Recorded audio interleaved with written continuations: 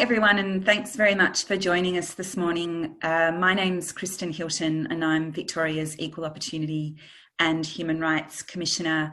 I will have met many of you at the roundtables that Ed Santow and I, Human Rights Commissioner for the Commonwealth of Australia, hosted last year, and this is a great opportunity to come back together and reflect on some of the insights and the knowledge that we gain from you, and also to launch really the report, which captures a lot of that commentary in freedom of religion in Australia, a focus on serious harms. And I'll introduce Ed, my colleague, in a few minutes, but I also wanted to take the opportunity to acknowledge that I'm coming to you today from Bunurong country, and I'd like to acknowledge the traditional owners of this land and pay my respects to leaders past, present and emerging, and also acknowledge the many different countries that you're coming from today.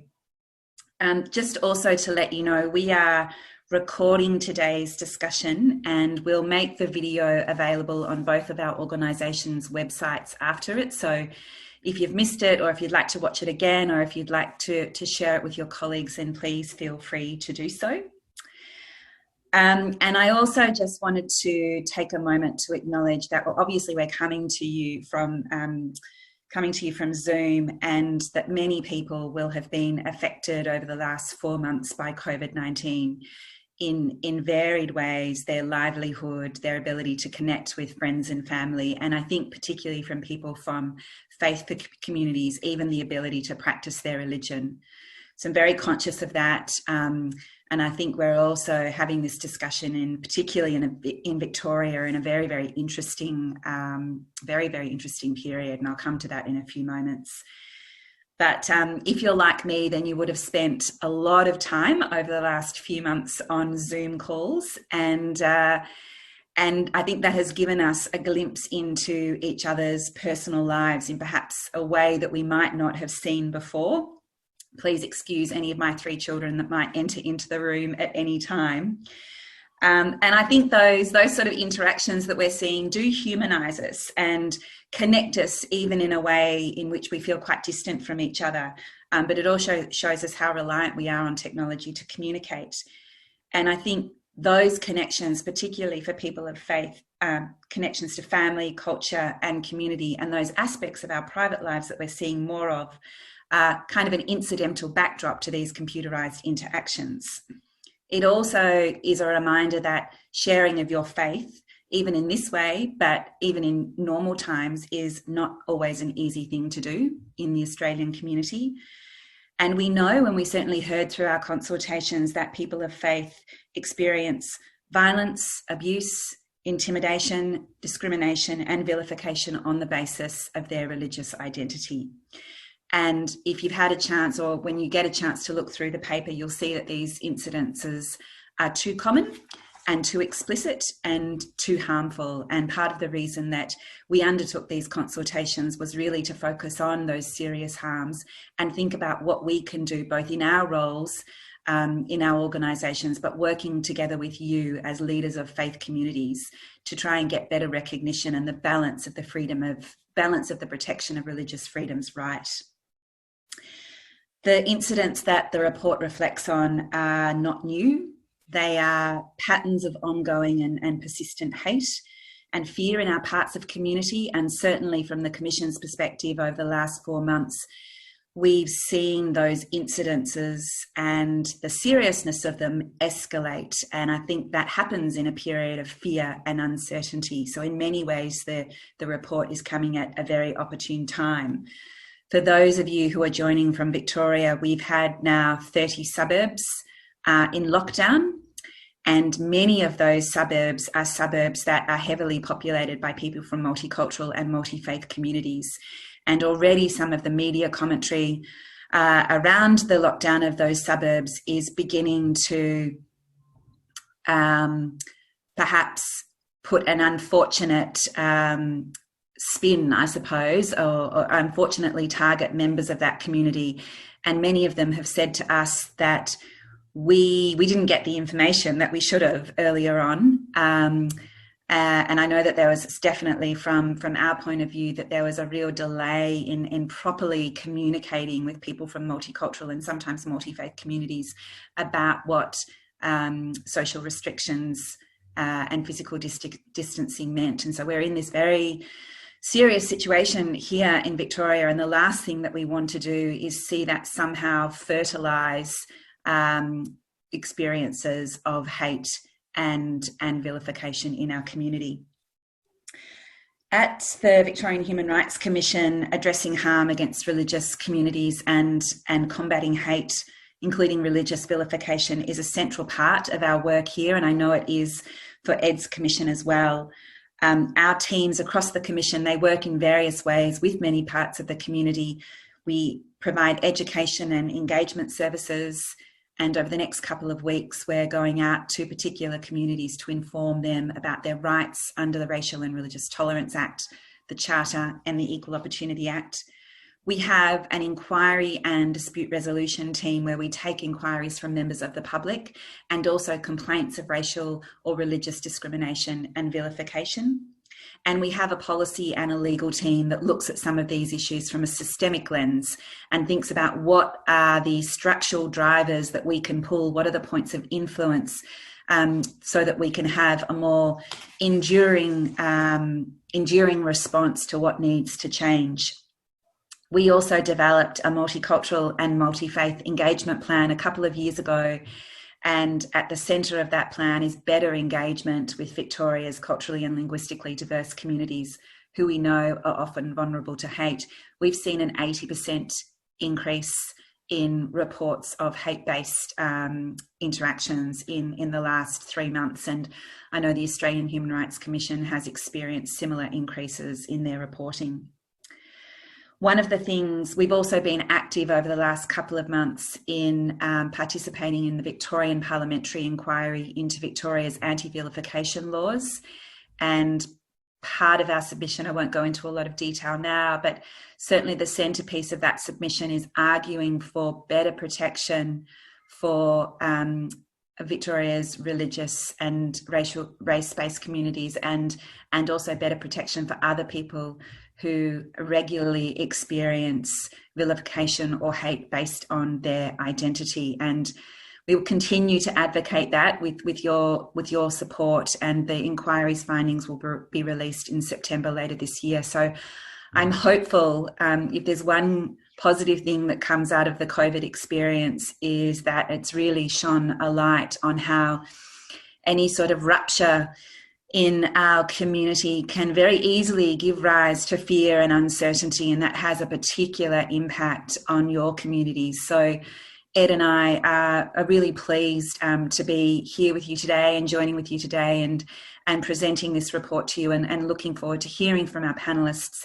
and having an opportunity to have a discussion about the report and things that you're experiencing in your community now. So I'll hand over to Ed. Ed will be familiar to many of you. He's been the Human Rights Commissioner at the Australian Human Rights Commission since 2016. And he has a very broad mandate that he's responsible for: technology and human rights, refugees and migration, human rights issues affecting LGBTIQ people, counter-terrorism, national security, and importantly, freedom of expression and freedom of religion. So he's extremely well versed in the intersection of all of those things, and it's a real privilege to introduce Ed to you today. Thank you very much for that introduction, Kristen, and it's been such a pleasure working with the Victorian Commission on this project, and I endorse everything that Kristen's just said. I'm here in Sydney and I'm on Gadigal land, and so I acknowledge the traditional owners of that land and their elders past, present and emerging. When we were thinking about freedom of religion, we tried to go back to first principles. For a person of faith, religion is central to what they think and who they are. In all major religions, like-minded people of faith come together to practice their religion and to live out as a community the principles of their religious belief. So it's a central tenet of liberalism that the freedom to do these things is valued, it's valuable, and it should be protected. It's no surprise, therefore, and absolutely correct, that freedom of religion is also a central core provision of international human rights law as it applies here in Australia. But freedom of religion, like all human rights, needs active and consistent defence. We have seen in recent years in Australia that freedom of religion has become more of an ideological battleground than it has in decades, especially, and let's be open and honest about this, in the context of Australia's marriage equality reform. We at the Australian Human Rights Commission strongly advocated for marriage equality, and we also strongly support the rights of religious communities. We don't think these things need to be in any way mutually exclusive. Amid some of the most bruising of the public debates, I personally was struck by some very insightful commentary. And that basically boiled down to this, that too much we as a country were discussing what might happen in the future in terms of religious freedom without focusing enough on what is happening right now. And in part, this project was designed to be a response to that problem. We were delighted to partner with the Victorian Commission to examine the existing research on serious harms on the basis of religion. And as Kristen mentioned, when we talk about serious harms, we're talking about really serious harm. So we're talking about violence, abuse, intimidation, severe discrimination, and some forms of vilification. And we wanted and were very grateful to hear from those communities themselves. So we came together, we co-hosted with Kristen and her colleagues roundtables in Sydney and Melbourne, and the paper that we launched today summarises what we've learnt so far. It sets out a series of recommendations to government, both state and federal, and I wanted to say as clearly as possible how grateful we are for the input that so many of the attendees on this webinar have given to the Victorian Commission and ourselves. We relied so heavily on that material, and of course it makes perfect sense that it's not just us who is going to be speaking about this today, that we will also be handing over to first Jewry, as soon as I finish speaking, to speak directly from your experience and your community's experience. So we're conscious that many faith communities are regularly consulted about their experience, but sometimes feel that nothing or not enough is done about the problems that they disclose. The reality, of course, is that change, and particularly law reform, can be difficult. What we've tried to set out in this short paper is one way we can keep putting a clear message to government that, one, freedom of religion is deeply important. And two, while many people of faith experience great freedom in Australia, some also experience serious harms on the basis of their religious identity or their religious belief. And as a country committed to human rights, we must never tolerate this. We must push back on that really firmly. We must make people of faith feel safe and valued in their community. So lastly, I'll do the equivalent of what Kristen has just done and talk a little bit about the Australian Human Rights Commission's work on freedom of religion. We consult regularly with religious communities, and we also work with religious communities on areas of common cause. For example, I recently met with a number of religious leaders, some of whom are on this call, to discuss our respective work during the COVID-19 crisis. We also work to protect and promote freedom of religion in other ways. For example, we're currently talking with AHRC, the federal body responsible for the Australian curriculum, about the value of education about religion in the schools and the ways in which that can help bring about better understanding of religion and therefore help promote religious freedom. So now it's a great pleasure to introduce Jewry Nathan. Jewry has worked as Research Director at the Executive Council of Australian Jewry since 2010. She's authored the annual report on anti-Semitism in Australia since 2013. She's the chair of the Anti-Semitism and Racism Committee at the International Council of Jewish Women, and co-chair of the Anti-Semitism portfolio at the National Council of Jewish Women in Australia. Her writings on this subject have appeared in many publications as diverse as The Australian to the ABC, and Jewry will speak for 5 to 10 minutes on her work documenting anti-Semitism in Australia and what we can learn from this. So thank you very much, Jewry.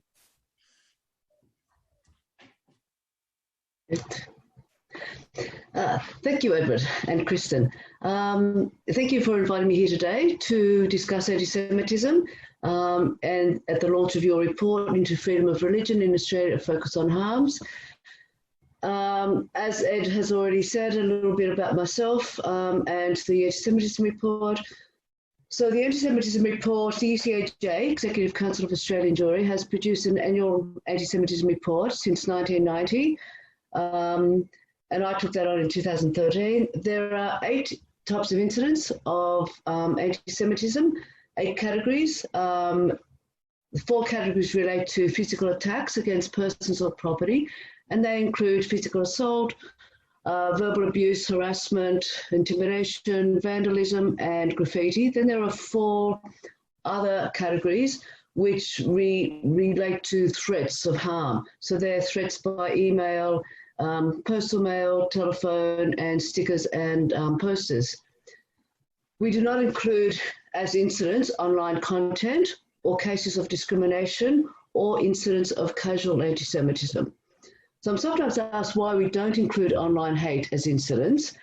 The reason is fairly simple. Firstly, online postings are discourse, so it's what people are saying about Jews rather than what is being done to Jews. Secondly, is almost the sheer amount of online anti-Semitism is like counting raindrops or sand or stars. You know, it's almost limitless. Such is the nature of the internet. For example, so far in this reporting period since October, which begins in October, there are already hundreds of anti-Semitic comments posted on social media sites of some major Jewish organisations. In addition, there are anti-Semitic posts, comments and images on websites and other social media sites. And since October, I've collected well over 2,000 pages of these posts, amounting to several thousand, perhaps up to 8,000 anti-Semitic postings. So by counting and including online hate content as incidents, this would have an intense distorting effect on the number of incidents, and thereby would not give a true or accurate picture of what is happening to the targeted population. It would adversely affect the credibility of the data and hence would be counterproductive to countering anti-Semitism. So if we go to the 2019 Anti-Semitism Report, and this is what it looks like. There were 368 incidents, which was an increase of only 2 incidents over the previous year. However, the previous year, 2018, saw a 59% increase. So this high level remained the same over the 2 years. But during 2019, there was increases in specific areas. So there was a 30% increase in abuse, harassment, and intimidation. Graffiti, there was a 107% increase, and emails were up 61%. The average number of reported anti-Semitic incidents each year from 2013 to 2019 was 272 incidents. So over the last 2 years, the number of reported incidents is well above the average, with 366 and 368 incidents over the last 2 years. Notable incidents over 2019 was the harassment in Melbourne of 2 Jewish school students, a 5-year-old and 12-year-old, which is detailed in the report and also came into the Victorian inquiry. Graffiti in Melbourne, in Paran, over a building complex, massive building complex, lots of graffiti, gas the kikes, reject Jewish poison, Hitler was right, Jews out. And another interesting graffiti attack in Epping in Sydney, over the back of many buildings, shows the genocidal nature of anti-Semitism. So the graffiti over the walls called for Africans, Asians and Pakistanis to go home or to F off. But when it came to Jews, the graffiti said, kill the Jews. So it kind of shows a difference there within anti-Semitism. So if we're talking about the Jewish community, I'm not sure on the timing here. So in the Jewish community in Australia, there's about 120,000 Jews in Australia. That is 0.4% of the population, so a very small proportion of Australia. Approximately half were born here and half are migrants from Europe, North Africa, Middle East, South Africa, European, Russia and the Americas. The community is highly concentrated geographically with 85% of Jews living in two main areas, the eastern suburbs of Sydney and Caulfield-Sakura areas in Melbourne. The Australian Jewish community has the highest proportion of Holocaust survivors outside of Israel. This means that for Australian Jews, anti-Semitism and the Holocaust are something that they're very much aware of, and it touches their lives personally through family and friends. There is some history of government discrimination against Jews, particularly policies limiting and banning Jewish immigration, especially in the 1930s and 40s, and yet the fact that Australia has had two governors general who are Jewish shows a certain level of acceptance of Jews. And if you look today, so Jews are well integrated into Australian society, and yet anti-Semitism persists both in the mainstream and on the fringes. So the current situation for Jews in Australia is security is a major factor. So the Jewish community's places of worship, schools, communal organisations and community centres need, for security reasons, to operate under the protection of high fences, armed guards, CCTV cameras, metal detectors and the like. This necessity is recognised by Australia's law enforcement agencies and arises from the entrenched and protean nature of anti-Semitism in Western and Middle Eastern cultures, resulting in a high incidence of physical attacks against Jews and Jewish communal buildings over the last 3 decades in Australia, and continuing threats. In practice, it means every time a Jew goes to synagogue or a Jewish school or a Jewish facility, they go through security measures, guards and the like. It is a normal part of life for Jews in Australia. In the public sphere, Jews who are identifiably Jewish, for example, wearing a Jewish skull cap or a Star of David necklace, or carrying Jewish items, are at greater risk of harassment or worse. Many incidents occur around synagogues on Friday night and Saturday. As Jews walk to and from synagogues, it is common that people drive their cars around the area looking for Jews to verbally abuse or do a gun gesture, or throw items at them, for example, eggs or cans of drink. Sometimes people in a car will go to a couple of synagogues in order to abuse more Jews. Casual anti-Semitism is the one form of anti-Semitism that every Jew has faced, whether it is jokes, stupid comments, or stereotypes about Jews being rich or stingy or controlling the world. And these often comes from work colleagues, neighbours in social settings and elsewhere. Casual anti-Semitism in general makes one feel very uncomfortable, but not necessarily physically threatened. Jews have faced anti-Semitism for over 2,000 years, so it is something that is part of normal life for Jews, but something that can suddenly explode and our lives are changed. So anti-Semitism differs from other forms of racism in one major way. It is based on false myths, entrenched stereotypes, and on conspiracy theories that the Jews are all powerful and absolutely evil, and who work together as one entity in order to destroy non-Jews and to dominate the world. The important lesson for all is to take a stand against racism and other forms of bigotry, to call it out, to condemn it, and to ensure that it is pushed back out of the mainstream society. It is especially important that, one, there are effective and appropriate laws, both civil and criminal, to protect against harassment, vilification, and incitement. Two, that educational programs are in place to educate people about the evils of racism and other forms of bigotry. And three, that political leaders and others such as academics, clergy, journalists, business people, trade unionists, human rights advocates and others publicly and forcefully denounce racism and other forms of bigotry in order to set the bounds of what is acceptable and unacceptable in Australian society. Thank you. Thank you so much for that, Julie.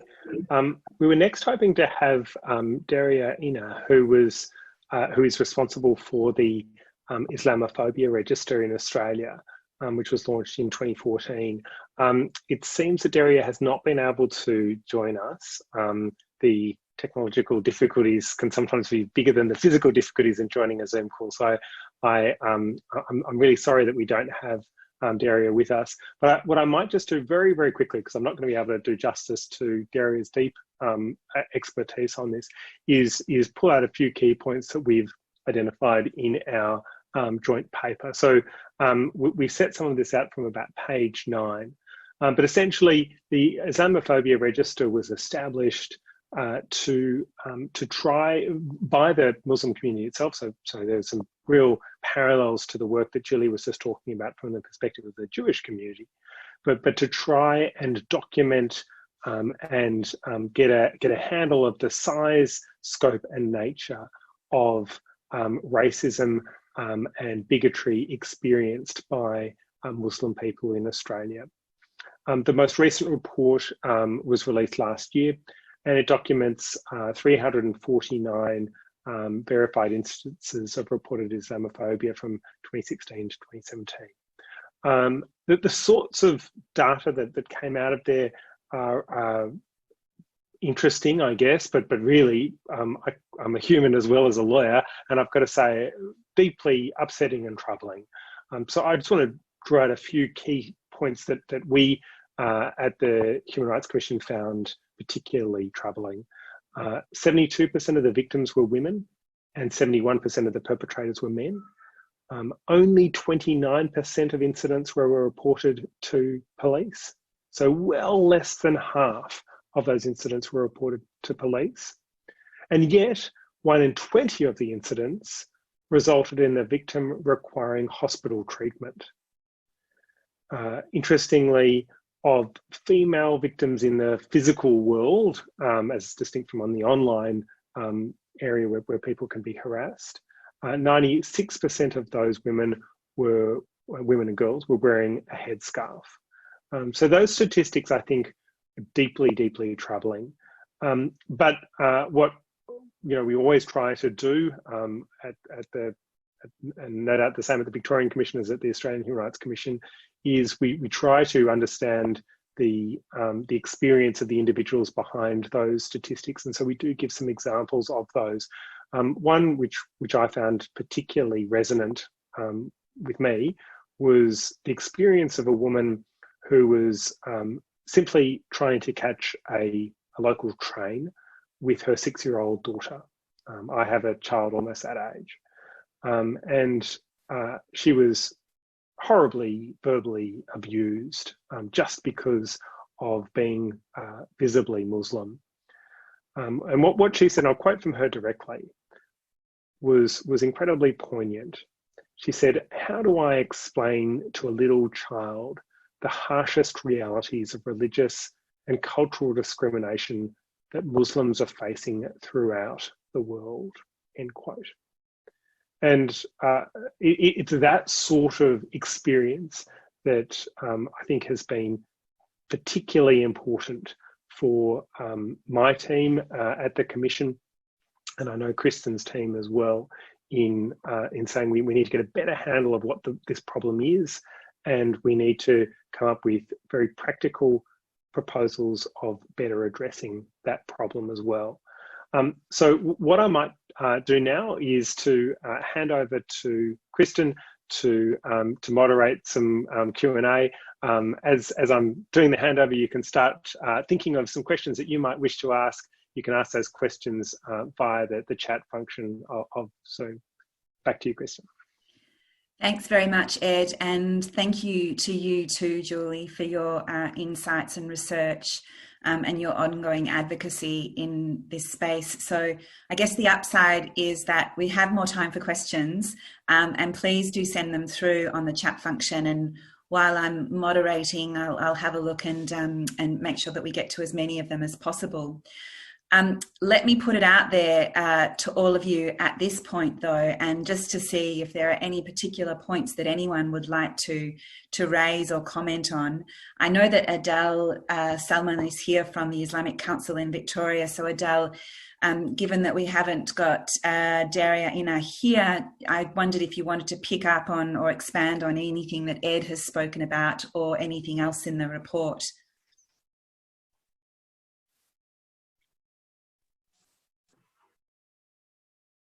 Can you hear me? All good, yes. Oh, good. Hello. Thanks, Kristen, and thanks, Ed. And it's a shame that Derya couldn't join us, but she's obviously the expert in terms of the reporting of Islamophobic incidents over the last few years. So I can't possibly do it justice, but as you would know, Kristen, the ICV, Islamic Council of Victoria, which is the organisation that I'm representing today, we've also been doing a lot of work in this space. Whilst we're not capturing incidents to the same degree as the Islamophobia Register Australia, we are cooperating with them and sharing information. And anecdotally, we've seen a large increase in Islamophobic incidents even since Christchurch, which is probably surprising for many people, because in the immediate aftermath of Christchurch, there was an incredible outpouring of solidarity and support from the non-Muslim community for Muslims that's here in New Zealand. That still continues, by the way. So all of the people of goodwill, they made their voices heard, but those who have ill will towards Muslims, they have been emboldened, and which is really shocking. They've been emboldened to become more public about their hatred. They feel that what happened in Christchurch is almost a rallying cry for all those who, I guess, subscribe to the same methodology, whether it be organisational level or individuals. They all subscribe to particular viewpoints about Islam and Muslims. And I noted that the comment by Jewry in relation to anti-Semitism, in our view, Islamophobia or anti-Muslim sentiment has a lot of similar traits with anti-Semitism. And it dates back many centuries. So it dates back to the first interaction between Islam and Europe. And some of the stereotypes have continued to today. And that is that, Islam is inherently evil. Islam is out to destroy Christianity, the West. Muslims are all part of one community. They all conspire with one another. They're looking to overturn the status quo. They're looking to impose Sharia. Muslims cannot be trusted, etc. So there are a lot of similar stereotyping of Muslims and Islam, and this is a global phenomenon, as applies to the Jewish community. And I also noted that Julie's comments and the reasoning why ECAJ does not track and report online hate. And I accept those reasons absolutely, and that makes a lot of sense. From our perspective, a lot of the worst forms of anti-Semitism, anti-Muslim sentiment, Islamophobia, and incitement to violence against Muslims happens online. And a lot of the concerns that we've raised with authorities is because of what is said online. And it can be very, very alarming. And yes, I take the point, it'd be like counting raindrops. I mean, if you go online, the hatred towards Muslims and Islam, the number of pages, the number of posts, the number of people, number of organisations that are doing this each and every day, every hour of the day is overwhelming. You can't possibly track all. But what we do try to do is highlight some particular examples. We are trying to work with the authorities. We're trying to work with the likes of Facebook to mitigate the prevalence for online hatred. We've made various submissions. And the other point I'll make as well, Kristen and Ed, is in relation to the public narrative. when you have politicians who espouse some pretty hateful views about migrants, about asylum seekers, about Muslims, and I don't need to name them because I think we all know who they are. And that again emboldens those who have these views and have hatred in their hearts. Say, well, if my political representatives can say these things, then surely I'm allowed to do that as well. And so what's been happening, unfortunately, over the last several years is the mainstreaming of anti-Muslim hate in the public narrative. And that is something we are really struggling to deal with. Again, we've been pushing back, we've done what we can, but you know, I won't say it's a losing battle, but it's certainly a very, very difficult challenge for us to be able to tackle that as well. So there's just some few comments. I might, sorry Adele, I've just found out that Derya has been able to join us, so it's a bit of a calendar glitch. So if you don't mind, we might leave it there, but thank you. And what I might do is just to, Derya, just to note, we have gone through the main findings or the data from the Islamophobia register. Ed did that a few minutes ago, but I thought what I might ask you is, what trends have you seen over the last few years? And I mean, do you share the sentiment that Adele described, that things are either becoming worse or more normalised? And I guess the follow-up to that is, what are some of the effective interventions that governments can make? And then after that, we might just quickly outline what the recommendations in our report are and then open up for questions again. But lovely to see you, and thank you for joining us.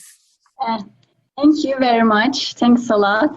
I'm sorry about the confusion. It seems like there was something wrong in my calendar because it shows 1:30 start. Luckily, I'm here. I was able to make it. Maybe I had a few pictures. Maybe they will be, I think, influential to show what is going on. Maybe just as an introduction to register also, I want to mention, I think, the leadership, women's leadership in the register and the reputation since 2014 with the, I think, reports in which actually made international, I think, impact because CSU media metrics found out that over 720 million people heard or saw the report, because that was many times on print media, TV news, and social media were mentioned. And we were interestingly invited to meetings with some embassies from Canberra. So it seems like it is becoming an international, I think, awareness. And I think you already addressed that Muslims are mostly targeted community in Australia. And I think my highlight here would be, hate really doesn't appear overnight, and it doesn't stay stable either. In our report, we try to look into the self-radicalization stages, and it starts furry, and it can go with contempt and dehumanizing also leading to disgust, and disgust brings violence. It is like when you see a cockroach in your house, you just want to get rid of it. But likewise, just starting as just simple hate can really lead into dehumanizing Muslims as unwanted, disgusting creatures, and the natural instinct would be remove them. So this doesn't happen overnight, and it has a gradual, I think, growth.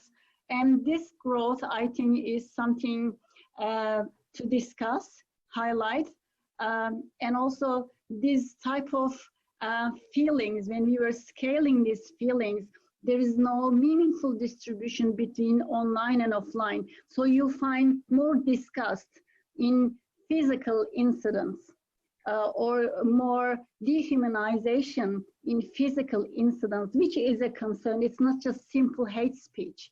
What we know is dehumanizing can lead to disgust, and disgust can lead to dehumanization. And also serious harms increase since the last report from 2 to 5%. And also wanting to kill consists 1/4 of the general online cases. Here, normalized Islamophobia is a problem because right-wing extremists are utilizing that common sentiments, normalized Islamophobia, to spread their ideology and also recruit new members. And the research in Victoria and also New South Wales, watching for far-right extremist groups, are also repeating that tendency. That was also highlighted in a conference here. And also Julie Nathan in her open letter was mentioning in her open op-ed, she was mentioning, she was quoting this very strikingly, a conversation between two United Patriots Front's forerunners. My personal opinion is to stick to Muslim such and such, and cultural Marxism for max support to do Jews later. You don't need to show your full hand.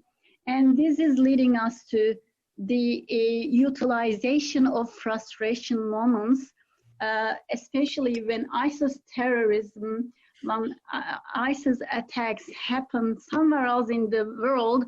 The I think repercussions in our country was utilizing these moments to escalate hate. We were talking about dehumanizing. Now it turns into discuss and also removing, wanting to remove Muslims. And also that was a really legitimate atmosphere to also, let's say, express their already, I think, strong, severe hate. Look at these cases. This is a man holding two guns in hand, and he says a dead Muslim is a good Muslim. And each of them really were freely expressed on media, on social media. The thing is, they really use the right time to show, legitimize this level of serious harm. So kill or be killed, massacre all the Muslims. This problem cannot be fixed with lower political correctness.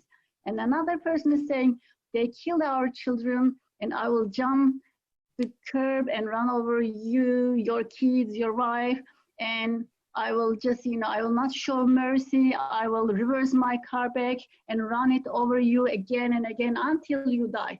Look at the dates.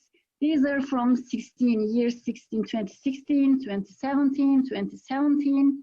But again, it didn't stop there. But also another, I think, idea would be, okay, this is an online case, nothing happens. But I think my point here is just a drop is enough to turn this online hatred into a massacre, like it happened in the Christchurch attack. And here is a quote from terrorist Brenton from his manifesto. He is explaining what was the last drop for him. And as you review his manifesto, it is so scary that the rhetoric is so usual, so familiar. But here he says also, I could no longer bring the sneer to my face. I could no longer turn my back on the violence. Something this time was different. That difference was Ebba Ekerland, young, innocent, dead Ebba. And she was killed in another attack in Stockholm in 2017. So again, going back to these people and this case, what is the difference? So I just feel, and like many Muslims, I just fear that they need a drop to be able to come to this level. And this is scary itself. And also in our third report, Islamophobia report, we will mention the details and give the examples. But another scary thing is violence increase after Christchurch attacks. So Islamophobia Register received 83 cases in the next 2 weeks of the Christchurch attack, and 1/4 of them were inciting severely violent discourse. Here are a few examples. Jim's mosque cleaning service. This was just right after the mosque attack. And this guy with his weapon, he's saying, I'm ready for the civil war when it starts in Australia. And these are online, and you know that people, like-minded people, are ready for something.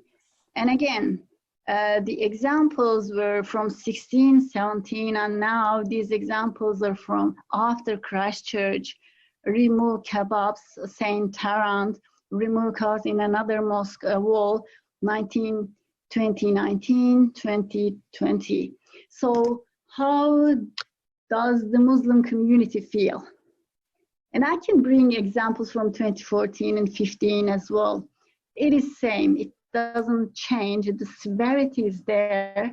And now after Christchurch, which is a confirmed case that just one drop is enough for a crazy man to commit to this atrocity anywhere, anytime, and you feel defenseless. You don't know when it will come. And that kind of, I think, unrest itself is a concern for a mother sending her child to an Islamic school, for a family going for Eid prayer to a mosque. So for a woman, you never know when, anything can happen anywhere. So these are, I think, concerns that needs to be addressed. So one issue is not, sometimes we are not taking online crimes seriously.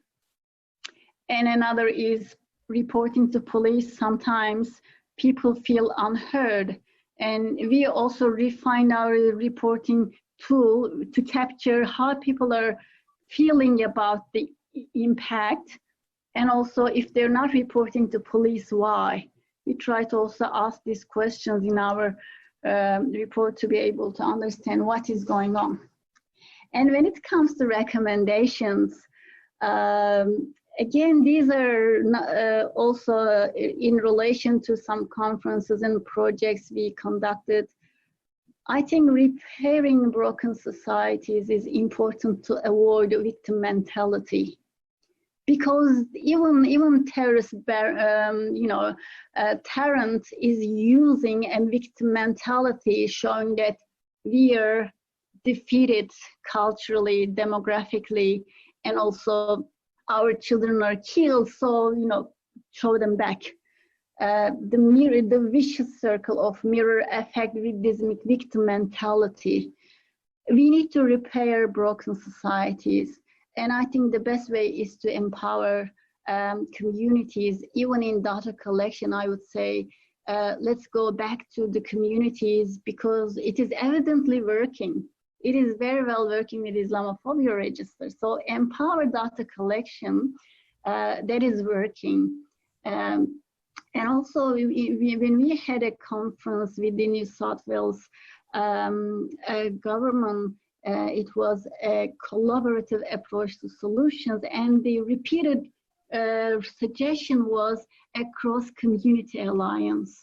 So then again, we are learning from more established communities how to tackle, how to deal, how to handle hate, and also avoid victim mentality.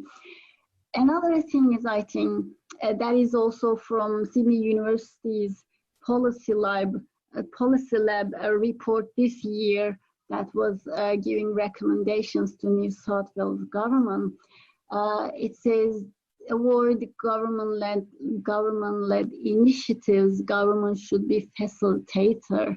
So I would say in relation to the suggestions they made, I would say maybe let's focus on let communities lead the initiative, embed their learning from going to the grassroots, and also invest into people, targets, and bystanders to stay strong. And I think as a result, if we can empower communities and if we can facilitate a cross-community alliance, that would bring us consistent data collection. Also embedding and learning from other established communities' experience, so that we can identify what is working for Muslims, what is not maybe, but also that alliance working with New South Wales Police, and also in collaboration with report collecting and service providing organizations and commission itself. If we work all together, we can have clear, consistent data which can be analyzed, and also I think which can make better impact. Sometimes bypassing communities is not really helpful, because you feel you're just a data collection resource, but that's it. You don't want it. You want more. And I think this initiative, even having this conversation, even letting me talk today and making my point, letting me make my points itself, is showing how much you value communities, how much you value research coming from communities. And thank you very much for that. Thanks so much, Derya. I'm so pleased that you were able to join us. And I can assure you that a lot of your thinking and those recommendations have fed into ours. And there was a question that Natalie asked earlier just about outlining the recommendations in the report. There are 3 major ones, and they're designed to be practical and achievable. And they very much pick up on both what you and Jewry have spoken about and through what we heard in the consultations. The first one is that we've made it only to the Commonwealth and Victorian governments because really they're the jurisdictions that Ed and I operate in, although I would encourage all state and territories to look at the report. But the recommendations that are applied to the Commonwealth and Vic governments is that they should commission ongoing quantitative research in accordance with proper standards that looks at the nature and the prevalence of serious harms of religion. And we go into a little bit more detail about what that recommendation looks like. But one of the key tenets of it is that it should involve very close and deep collaboration with religious leaders and representatives of the community, because we can see, and we have learnt talking to you and Jewry, the importance of recording those stories and the importance of understanding the types of incidences that are occurring. I mean, it creates a very visceral reaction, and as awful as those stories are, we continue to need to tell them and to actually get a sense of how prevalent they are.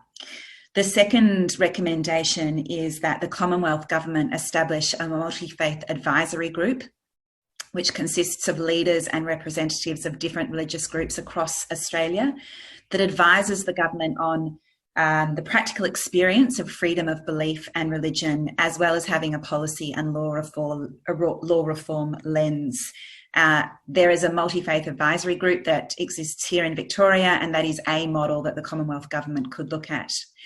And thirdly, what we heard again and again in the consultations is the critical need for education and the diminishing value in public education about religious faith here in Australia. And so that is a critical recommendation of ours, that the Commonwealth and Victorian governments should each develop religious engagement and public education programs about religion and the place of it in Australia. Very much led by a human rights lens or framework, and that education program should be going to the children. It should be in schools. It should be part of police and security services.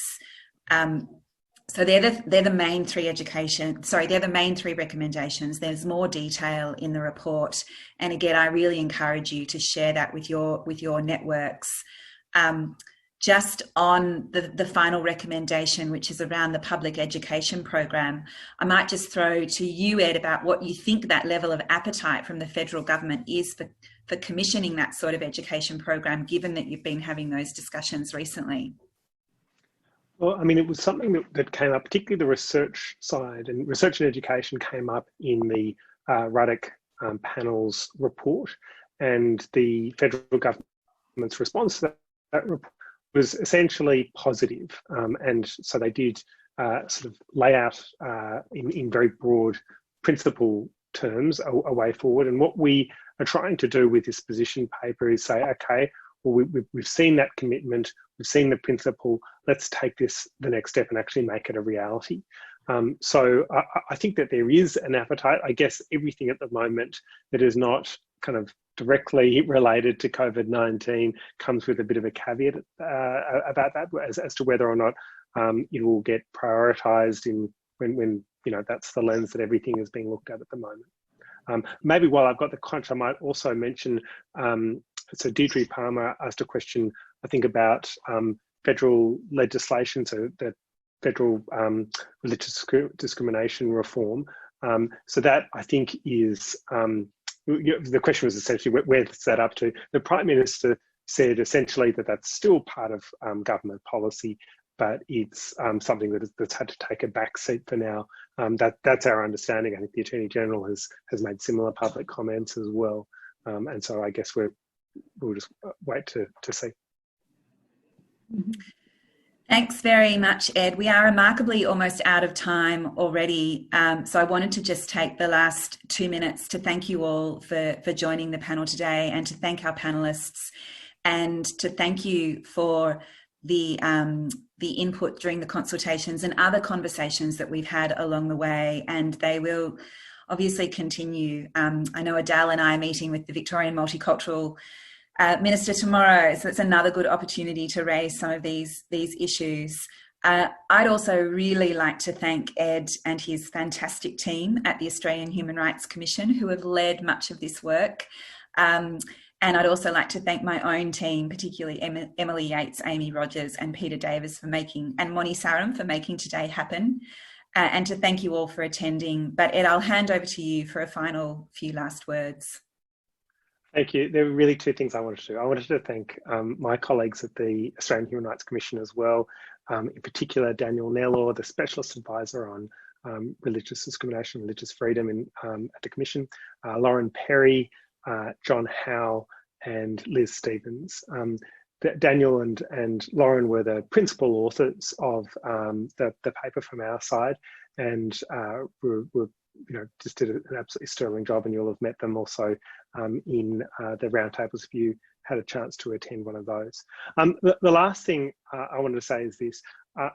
We talk a lot at the moment about resilience and adaptability in the context of COVID-19. We've seen at the Human Rights Commission time and again how religious communities have been remarkably resilient and adaptable. When we're talking about the world's so-called great religions that have been around for many, many, many hundreds of years, we often think of those bodies wrongly as being kind of impervious to change. Quite the contrary. I have been, my heart has been truly warmed to see so many different faith groups say, yes, religion is something that we do in community. For a period throughout Australia, people simply weren't able to attend places of worship in any way, shape or form, but people adapted to that. There were remarkable ways in which people used technology to come together, to help people who were particularly vulnerable, older people, people who don't have the social security safety net and others.